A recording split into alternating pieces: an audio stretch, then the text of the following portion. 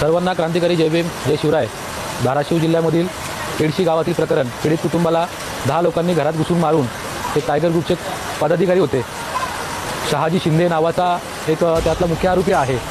तो आरोपी अटक झालं नाही म्हणून आम्ही DYSP साहेबांना, तिथल्या PI साहेबांना कॉल करून सदरील घटनेची चौकशी करायला लावली। चौकशी केल्यानंतर पुन्हा एक तपास त्या ठिकाणी झाला आणि ते प्रकरण मी बाईट दिली का जर टायगर ग्रुपचे कोण पदाधिकारी असतील आणि ते जर दहशत माजवण्याचं काम करत असतील तर त्यांना आळा घाला असं तानाजी जाधवनं आवाहन केल्यानंतर त्यातला जो मुख्य आरोपी आहे शिंदे नावाचा, त्यांनी मला कॉल करून मला धमकी दिली की तुम्हाला कर्जतमध्ये येऊन मारेल व कर्जतमध्ये माझी मोठी गँग आहे, अशा पद्धतीने चुकीच्या पद्धतीने त्याला माझं डिजिग्नेशन माहिती आहे, मी कोण आहे काय, तरीसुद्धा ते धमकी देण्याचा प्रयत्न करतात, धमकी दिलेली आहे व दहशत माजवण्याचा प्रयत्न करतात।